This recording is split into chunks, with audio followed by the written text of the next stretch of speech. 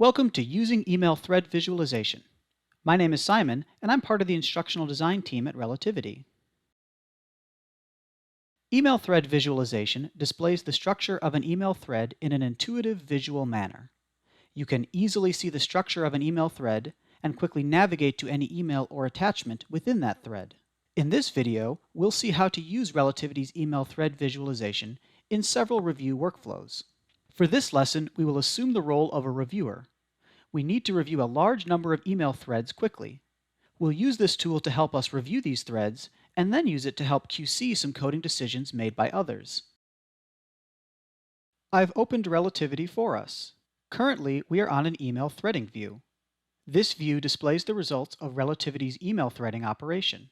All emails and their attachments are organized here for easy review. Let's begin reviewing these email threads. The email opens in the viewer as normal. To help us review this document, we will use email thread visualization. I'll click the Show Hide Email Thread Visualization icon in the bottom left of the viewer pane. Email thread visualization opens in its own pane at the bottom of the screen.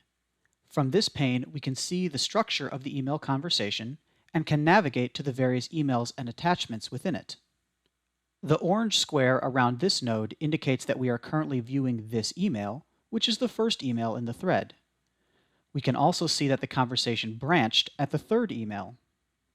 The icon in the bottom left of each email shows the action that was taken on this email, such as whether it was a forward, a reply all, or a draft. So for example, the email at the second level was a reply all, while the email at the third level was a reply. The icons themselves contain information about the emails they represent, as indicated on the legend. This thread contains two inclusive emails, as indicated by these solid black squares. These emails contain unique content not found in any other email. All the rest of the emails are not inclusive. Thus, we only need to review the two inclusives to review all the authored content in this thread. With that in mind, let's begin our review. I'll begin with the inclusive email at the fourth level of the conversation.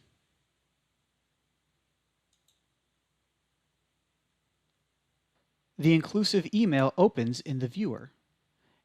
If I scroll through it, you can see that it also contains the text of the previous three emails in the chain, which is why those emails are not inclusive.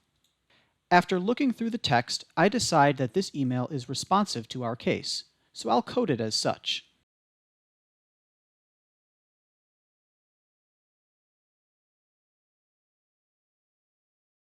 Before we review the next inclusive email, I'll turn on the field highlighting option. This will help us to keep track of our review progress in real time. I'll click the Highlight Field toggle to turn on this feature. We can select any single choice or yes/no field in the workspace that we would like to highlight. This menu also includes a text filter to allow us to quickly find the field that we want. I'll leave this selection at the Responsive Designation field. The coloring of the thread also changed in response to our choice of field to highlight. A definition of each color has been added to the legend. We can see that we coded this email responsive, while the rest of the thread remains uncoded. I'll continue our review by reviewing the other inclusive email.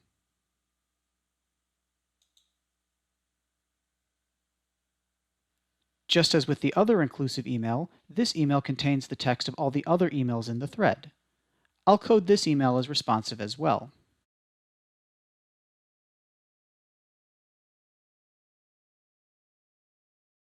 Because we turned highlighting on, the color of this node automatically updated to reflect the coding decision that we just made. Notice that an alert now appears in this node. This is because the email we just coded as responsive has an attachment. The alert is telling us that the attachment has a different value in the highlighted field from the parent email. Since this is the first time we are reviewing this email thread, this isn't surprising. The attachment simply hasn't been coded yet, while we just coded the parent email as responsive. We will use this feature again later when we perform a QC workflow. Let's review the attachment now. To quickly navigate there, I'll move the cursor over this email. When I hover my cursor over any email in the visualization, a tooltip will appear. The tooltip shows who the email was from and the sent date. It also contains a link to any duplicate spares or attachments that this email has. I'll open the attachment. The attachment opens in the viewer. I'll code this responsive as well.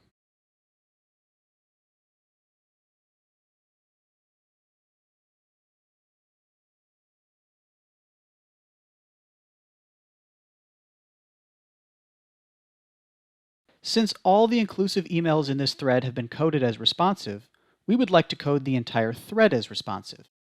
We could use the visualization to open and code each email individually, but to save time, we will use Email Thread Visualization's built-in mass editing tool. I'll click the Enable Mass Edit selection icon in the upper right of the visualization pane. With this option turned on, the behavior of the visualization changes. Now when an email is clicked, it is selected for editing. You don't navigate to that email. I'll select all of the emails in the thread.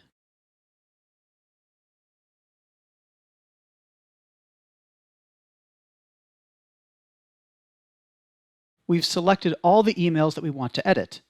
When an email is selected in this manner, a small green number appears at the top right of each node. This number indicates how many documents in this node will be affected by this edit. Notice that the email at the 8th level has a 2. This is because this email has an attachment. Thus, when we edit these emails, both the email and the attachment will be affected.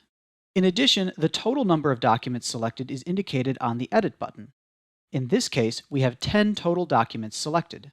Now that all the emails are selected, let's mass edit them. I'll click the Edit button. The mass edit window opens just the same as if we were mass editing from the document list. I'll click the checkbox next to the responsive designation field and then select responsive. Then I'll click Save. The coding highlight that we added updates and shows us that all documents in this thread have been marked as responsive. Our review of this thread is now complete, and we can move on to the next thread. In addition to using email thread visualization to help with initial document review, the tool is very useful to help with QC workflows. Let's say that our initial document review has completed, and we are now performing some QC to check for inconsistent coding across email threads. I've returned us to the document list, and we are now seeing a QC view. This view displays all email threads that have emails with inconsistent coding values. That is, some emails in the thread have been coded responsive, and some have been coded non-responsive. We will analyze these threads and use the visualization tool to help resolve this situation. We could easily perform this same workflow for other pieces of coding data, such as inconsistent privilege coding. As before, I'll begin by opening the first email in the list.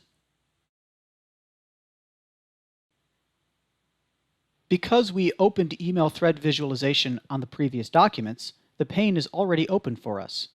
Additionally, the highlight field that we applied previously has still been applied to this thread. This thread is more complicated than the last one. We can see that the conversation branched several times.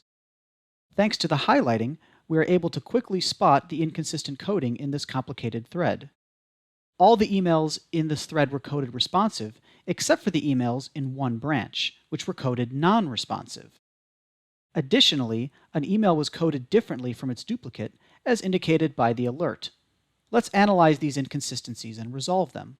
I'll begin by opening the inclusive email at the end of the non-responsive branch of the conversation.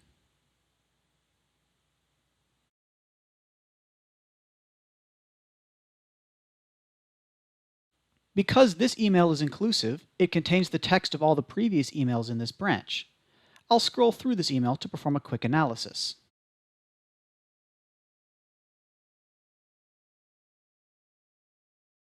Based on the content of these emails and the fact that the rest of this conversation is responsive, we determine that this branch should be responsive as well. We will use the mass editing option that we saw previously to quickly code this branch responsive. I'll click the Enable Mass Edit selection icon. I'll select the 3 emails in this branch.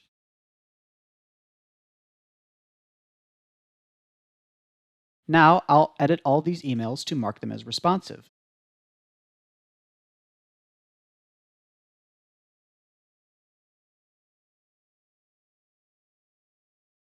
The highlighting automatically updates and shows that this inconsistency has now been resolved. Now there are no emails that have been marked non-responsive in this conversation. Next, we'll resolve the issue with the email and its duplicate spare. I'll navigate to this email now. According to the highlighting, this email has been marked as needs further review. Let's look at the duplicate spare. I'll use the tooltip in the node to quickly navigate to the duplicate.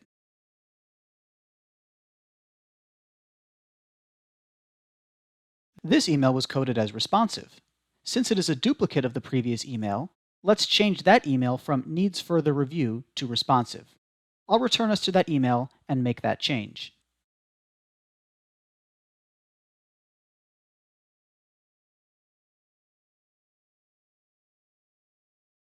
Once again, the highlighting updates and shows us that this inconsistency has been resolved. All emails in this thread have now been coded as responsive. I'll return us to the document list.